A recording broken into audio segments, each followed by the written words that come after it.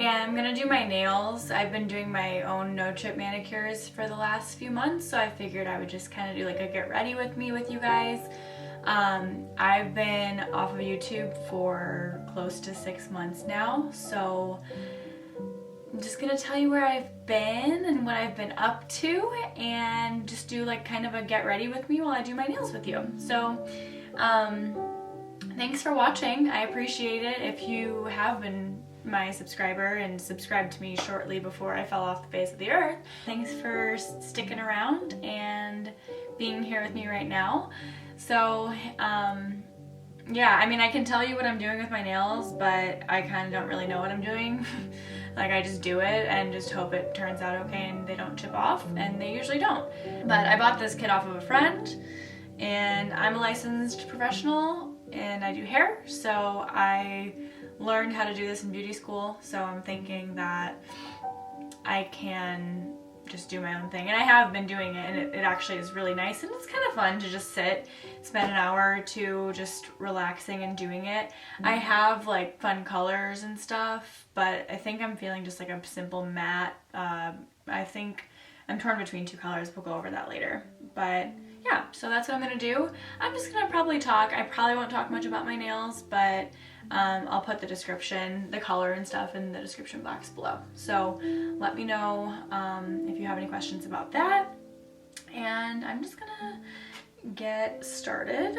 So shortly before I left YouTube, I really didn't leave for any specific reason. I'm gonna say that first.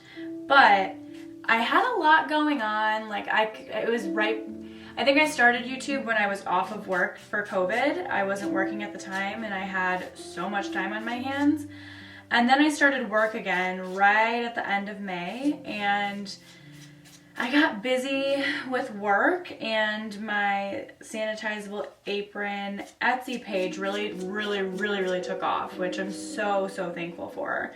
So honestly, like, I kind of had to prioritize Etsy over YouTube because it was income, and the pandemic's hit us all, and probably everyone isn't gonna make as much money as isn't currently making as much money as we used to. So I got really busy with Etsy, and I was making probably like 5 to 10 aprons a week, and it was really time consuming, and I just didn't have time to do that and my actual job and YouTube all at the same time. So that's like the main reason I left. And I just, it wasn't like okay, I'm gonna stop doing YouTube. It was just like I realized I didn't have time and just kind of stopped doing it altogether. Didn't like intentionally say like I'm taking a break. I really wanted to continue, and I had every intention of continuing, and I was going to just try and do short videos and stuff, but I just never came around to having time. So here I am almost 6 months later, and now I finally have time. So I did do a video. I filmed 2 videos actually. One right after my birthday in November, and one right before Christmas time for decorating ornaments. But I got a new iPhone. I got the iPhone 12, and I have a really old MacBook. I think my MacBook is a 2013. I got it in high school, and I'm 24 now. And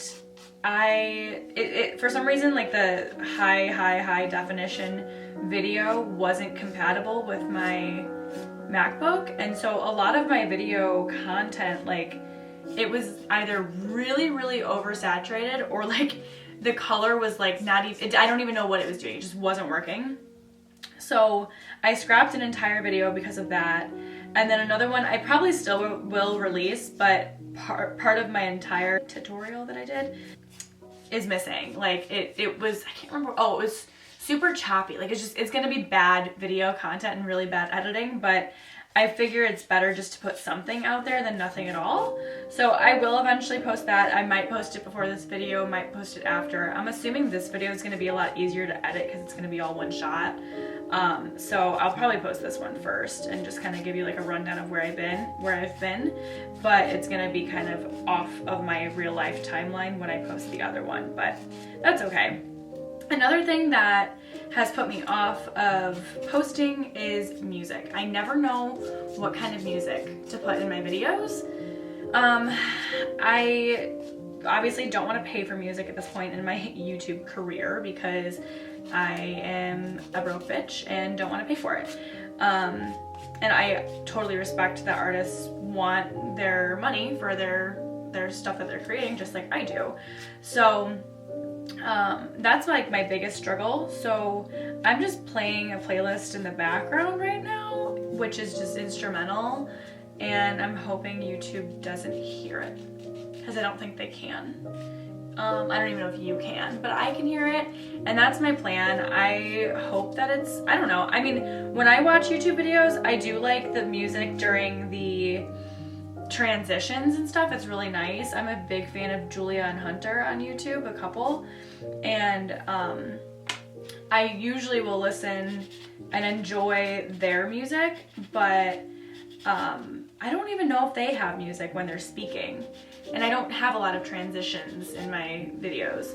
So that's one thing. I've put off the video that I did successfully create around my birthday. I've put off posting it because I just can't find music that isn't cheesy and isn't like a 3-minute long song.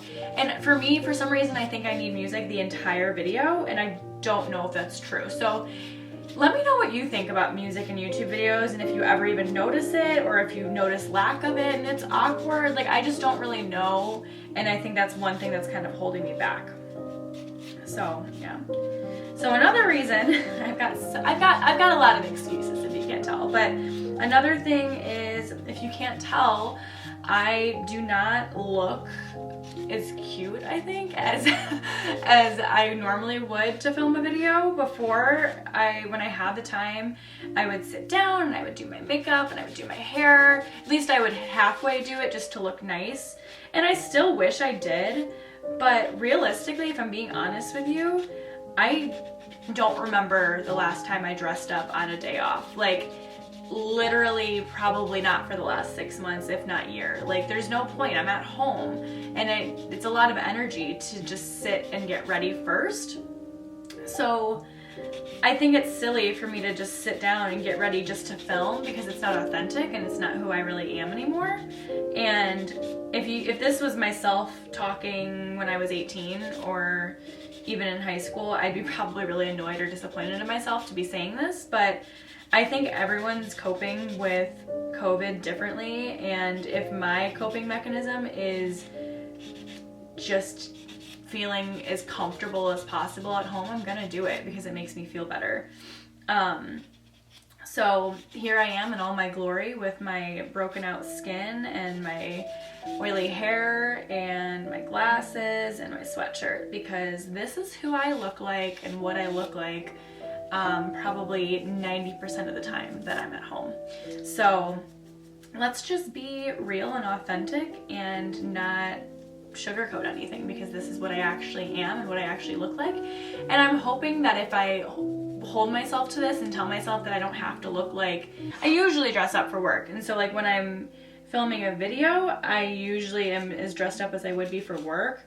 So I think if I tell myself I don't need to do that for YouTube, then maybe I'll post more, and I would assume that you guys won't really care, and you'll feel almost, maybe you'll like me more because you know that I'm like being real with you. So my skin's broken out because I'm stressed, and yeah.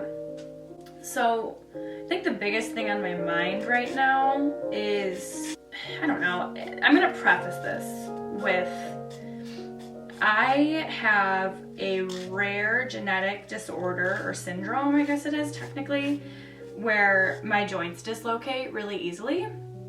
And I want to say that before I really get into it, that I am very, very, very, very aware that my life could be a lot worse. I'm functional, I can do most things, and especially with people with my specific diagnosis, I have it pretty good. I will admit, like, I don't have a bad case, and I'm very, very grateful for that. But I also think it is important to talk about and to raise awareness for, because everyone that I've ever met doesn't even know what this is. So I just want to say that if you are somebody that has what I have, I'm really sorry if this makes you feel sad for any reason. If you feel like I have it better than you or something because of my diagnosis. But I don't have it very good, but I'm aware that it could be a lot worse. And I'm grateful for that, but it's my life and I am struggling in my own way and it's hindering the way I do things. So I have a genetic disorder, like I said. It's very rare, called Ehlers-Danlos Syndrome, which is a connective tissue disorder where my joints dislocate really easily and I have loose elastic ligaments. So basically, for me personally, this can affect, I have hypermobility type, just to preface that, because I thought there was like 8 different types, but now I'm learning that there's now 3. So I was diagnosed when I was in 8th grade, so about 10 years ago. And that diagnosis was determined because I was having frequent dislocations in my knees. I dislocated my knees 3 or 4 different times within a few months. And I dislocated my thumb also. The first time I ever dislocated my knee, I was by myself in my bedroom getting out of bed. And I was young. I was 12 or 13. And my parents probably didn't believe me, I would say. And I think that they would admit that at first. Maybe not that they didn't believe me, but that they maybe thought I was being dramatic or I didn't know what it was that happened to me. Maybe a joint popped, like a knuckle pop or something. But it was my knee dislocating. It was my patella dislocating. And so that happened, and then I know that it's happened 3 or 4 different times, but the only 2 that I really remember, the only 2 that I really remember, maybe I'm getting 2 mixed up, but getting out of bed, my mattress was on the floor, so I was getting up from a foot off the ground. So whenever my knee is like bent all the way like this is when it happens. It never happens when I'm straight. So that was the first time. And then the second time, it was Labor Day, I think, and my family was having a cookout, and my mom and I were in the kitchen, and I was kneeling on the kitchen stools. They were like big, wide stools in the kitchen. And I was kneeling, and when I went to get up, because family was coming over, my knee wouldn't move. Like, it's so hard to explain, and it's such a disgusting feeling, but I get like this like gross, nauseous anxiety when I think about it. But the only way I can describe it is it feels gross. Like, unless you've dislocated something before, you really don't know what it feels like.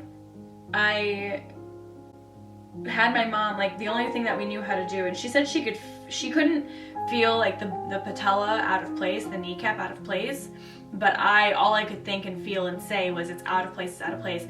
But I felt everything in the back of my knee. But the doctors are telling me that it can still be a patellar dislocation from the front when you feel the pain in the back for some reason. I don't really understand why. So that's what I've always been told, is that it was my patella. I never felt the pain in my patella, but I always had swelling and stuff.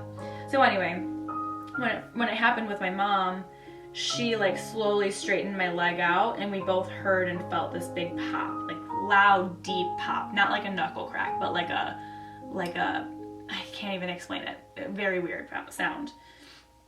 So that was the same year that it first happened. And then another time I was home with my dad, and I don't know where my mom was, and I was cracking my knuckles, okay, like just cracking. And I do this all the time. And it was my right hand, and this left hand is double jointed. So I can, and this doesn't hurt me at all. It's always been like this, where I can, like, I don't know how to explain it. Like, it just goes like that. I don't know. Feels normal. It's totally normal. But this hand doesn't do that for some reason. So I was cracking my knuckles, and this hand did this, and I couldn't get it back. This one does it willingly. I couldn't get it back in place.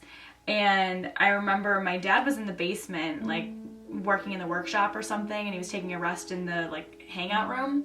And I remember like running down the stairs, like I don't remember what I said, but all I remember his face is like, oh shit. And he like just gently like took my thumb and just like moved it for me, but I just couldn't make myself do it to myself. So that was both of my parents had now witnessed my joints dislocating very, very easily, okay? So the first time getting out of bed, the second time kneeling, just like kneeling completely when you're like sitting on your heels kind of, and then the third time I was cracking my knuckles. I remember another time I was carrying a really, really big heavy pillow in my hand, and I went to like throw it and catch it under my arm, and I dislocated my shoulder. I subluxated my shoulder now that I've learned what subluxation is, which is when you pop a joint out of place but it pops back in on its own immediately. Dislocation is when it has to be reset by somebody else or yourself.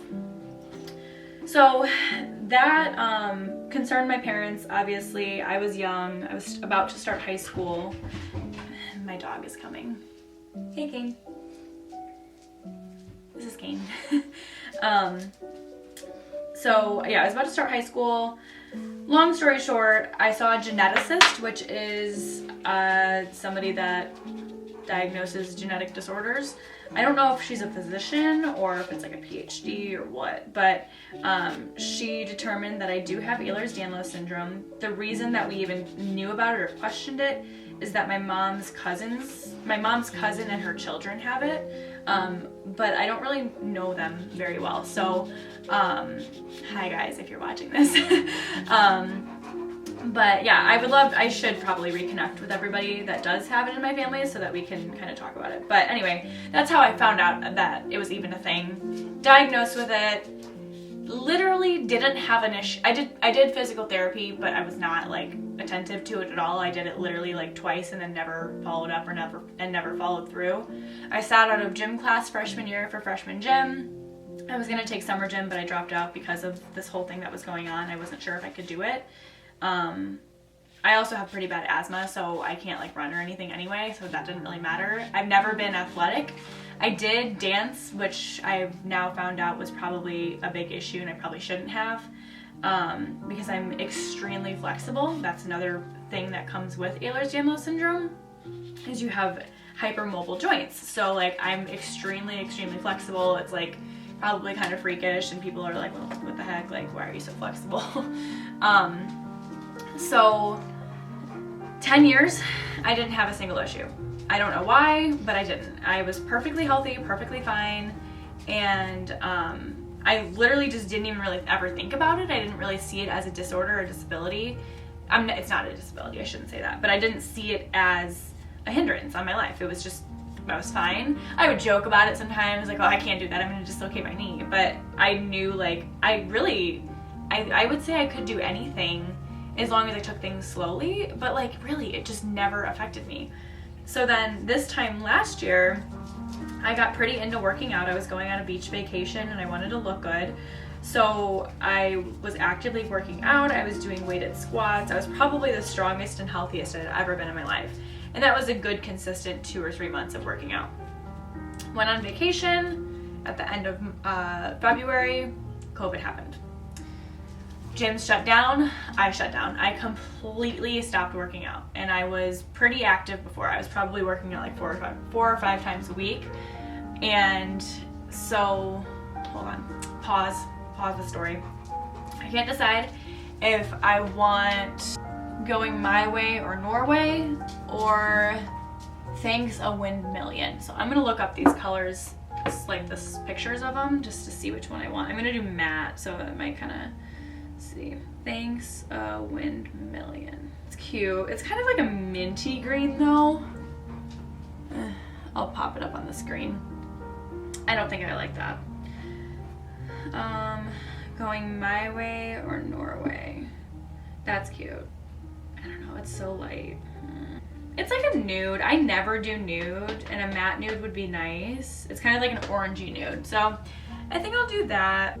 So for a full, from whenever quarantine started, so March, beginning of March, all the way until end of August, I barely went to the gym or worked out. I worked out maybe 10 times at home during quarantine. It just kind of sucked. Like, it just wasn't my thing. I've never enjoyed working out. Even when I was really into it before quarantine, I was doing it because I knew it was good for my body. I didn't enjoy it, you know? And I think a lot of people are that way. So I did not work out during quarantine. And that's probably where all of this stemmed from. So in August, end of August, it was my second time back to the gym after everything, after quarantine. And I did weighted squats, felt great. And I don't even know. I can't even tell you how heavy it was. Not very, because it was my first time back. But I did that, and then I stepped away and went to stretch my inner thigh, and I was in a really deep squat. And I went to switch and pivot my weight. So I was in a really deep squat, and then I extended my, I extended my left leg, so my right leg was bent a lot still. And when I went to pivot to stand up again, my right knee locked up. And all I can tell you, it's hard to explain, but all I could think is it's dislocated, it's out. So my boyfriend Neil was at like the other end of the gym with headphones in, and I was like waving, trying to get his attention, sitting on the floor in the gym, and finally like get his attention, and I'm like being so bitchy. I'm like, you need to get over here right now, like get over here, like so rude. And he's like, oh my gosh, what's going on? So he comes over, and finally when he's in, like when he can hear me, I tell him like I just dislocated my knee. And he's like, no, you didn't. And I said, yes, I did. And so he came over, and I said, I need you to straighten it out. And this was me like panicked. Like, I'm not as calm as I'm sounding in the story. And I'm like about to start crying. And so he like sits down on the floor, and we slowly just straighten it out. And we both hear and feel a huge, loud, nasty pop. And it was so like shocking and surprising when it popped that I like instinctively like went like that. Like, it was like so intense. And when I think about it still now, like it freaks me out to think about. So, sorry, my dog's being vocal right now. He's a German Shepherd. They do that sometimes. So that was in August, end of August. And I'm like, it's happened before. I don't need to go to the doctor. I'll be fine. And it's going to heal on its own, because it always does, or always did, because it hadn't happened in 10 years. So I just waited, hoping for it to heal, you know? And I waited until mid-December. Like, it's still not healed. Meaning, I haven't bent my right knee more than 90 degrees, or I hadn't bent my right knee more than 90 degrees in, how long? 4 months. And so, that was like the big issue, is I just wasn't mobile, and I'm like, I can't sit on the floor because I can't get up, because I can't bend my knee in order to do so. Or I do, and I get up like a 60-year-old woman and like go in kind of like downward facing dog to get up. It's so embarrassing. I'm just very limited to my emotions, not emotions. So I decided to talk to a doctor. Long story short, I'm in the middle of that process right now. So I don't really know what's to come or what's going to happen. I just know I'm still unable to bend my knee, meaning I can't kneel or squat. And I didn't really realize how often people kneel or squat. Like, I am not able to do I can't do things I want to do. Like, there's like this white cabinet. I have 4 of them, and I'd really love to paint them, but I can't, because I can't really sit on the floor and crawl around and do it.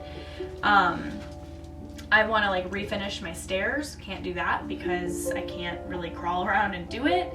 So there's a lot of things that I'm like really struggling to do because I just physically can't. And that's really frustrating as a 24-year-old. So I did do physical therapy. That was first suggested by the doctor that I saw. Did that for a month and it was inconclusive. The physical therapist decided that there's not much more she could do for me, which I respect because I really don't think it's her fault. I think that I have an issue and I think I have an injury. And I understand they wanted me to do physical therapy before ordering any expensive tests or anything because it could have just been a small issue that just needed repair. Or maybe I just needed to work up the ability to be mobile again. So I did physical therapy for a month and didn't do anything. Shouldn't say I didn't do anything. I was limping pretty bad up until physical therapy, and then I kind of was able to be more mobile and get the limp out, and I wasn't as stiff, so that's good. And then I did learn like how to exercise without hurting myself and stuff. I got a exercise bike, an indoor bike, so I've been doing that. And then I am just kind of trying to stick to physical therapy and doing that as much as possible. So that's kind of where I'm at right now. I have an MRI on Wednesday to see if I have an injury. And honestly, like, I kind of hope I do because, and maybe I shouldn't be saying that, but I'd really rather have an injury than have just like this mystery thing that is common with Ehlers-Danlos where you just that's what happens now. When I squat or kneel, now I just can't do it because I'm going to dislocate something. So I just don't want to be that. I don't want to be there in my life. I'm not ready for that. The physical therapist, because I was complaining about it, I said I still can't squat or kneel, and she said, well, you just may not ever be able to. And I looked at her and I was like, again, like in my life? And she's like, yeah. And like, I'm 24. Like, maybe it's selfish of me because other people are in a worse boat than I am, but I'm not gonna accept that. Like, I can't spend the rest of my life unable to squat, kneel, bend, crawl. I can't not do that. I want children. I told the physical therapist this. I'm like, I want kids. How am I supposed to just not crawl around on the floor with my kids? And how I want to do projects on my home, and I want to wrap Christmas presents. Like, there's so much I want to do that I'm unable to do right now. And it's really bothering me and messing with my life, and I'm just frankly over it. So I am hoping that this MRI gives me an answer, because otherwise she might be right and I might just be screwed. I've done some research that there is surgeries that are reconstructive that I could potentially get a ligament replacement if I have a damaged one that is so stretched out. But the problem is there's 3 different ways that they can do it, and I'm not going to get into it because I don't even know if that's what I need. That's just my speculation based on Google. But yeah, that's where I'm at right now. And then I'm like, I joined a Facebook group, 2 Facebook groups, one for Chicago-based people that have Ehlers-Danlos Syndrome, and then just a general group. And the Chicago one has about 1,000 people in it, and then the other one has 24,000 people in it. And I posted asking everyone, like, has anyone told kind of the same story, and if anyone had surgery? And I got 2 responses, but like every other post gets like hundreds, so I'm kind of feeling like it just kind of got lost or something. I don't know. So I felt really discouraged after seeing a lot of Facebook posts of people saying how they can't even get out of bed because they're in so much pain every day, and how do you do household chores without dislocating your joints and stuff. And I just don't know if I just have a really, really mild case, or if it's going to get to that point, if I'm gonna get so bad that I can't do household chores or anything. I don't know. And that's kind of what my head is at right now, where my head is at right now. All I'm thinking about lately, like, I've been sleeping terribly because my knees hyperextend when I lay down and they dislocate when I move blankets. But I'm just scared it's gonna get worse and I'm not gonna be able to get out of bed one day because I'm gonna be in so much pain. Because right now I don't really ever have pain aside from like if my knee gets knocked or something. But I'm just scared that I, like I said, won't be able to get out of bed because of chronic pain or something. Or that I won't be able to do anything because it hurts too bad. So that really scares me. So that's kind of why I'm posting this, in hopes that there's somebody else out there that has a similar case to me that understands that it is an issue, but up until recently didn't have any major issues with it. And I think that's why it's so unique, because I didn't really ever consider it an issue and a hindrance on my life until very, very recently. And it's a huge, huge hindrance on my life now. Okay, really quick, cutting it short. My camera's about to die and it just cut off in the middle of filming.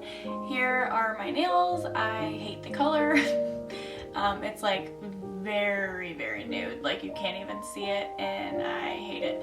But I'm stuck with it, so I'm gonna go with it and just work it, okay? I will update you on how the MRI goes and how the rest of my life is going. I sound really bummed for like most of that video, but I promise I'm gonna be okay. I am struggling like mentally, because it is a lot to handle and think about and deal with all the time, but I have a really, really good family, boyfriend, dog, so I'm good and I will be fine. So I'll update you, and thank you so much for watching. If you have hypermobile Ehlers-Danlos Syndrome, please reach out to me. Please either send me an email to jackie2015@gmail.com or just comment down below. Follow me on Instagram if you can find me there. I don't like sharing it too publicly, but if you can find me, you're welcome to follow me. I would really like to connect with somebody else that knows what I'm going through. So I think that's my main goal with posting this video, and I hope I can find you. And hopefully you can help me cope and don't make me feel bad, because I understand that my case isn't that bad, but also I can't do things I enjoy, so it's bad to me. So thank you for watching this. Like and subscribe to my channel for more updates. I do have a home decor video coming soon, and I will talk to you guys soon. So thanks for watching, and yeah, I feel like this is like a bummer of a video for my first one back, but it was kind of nice to just talk and get it all out there. So thanks for listening, and I appreciate it. Have a good weekend, or week, or life, or next time I see you. Bye.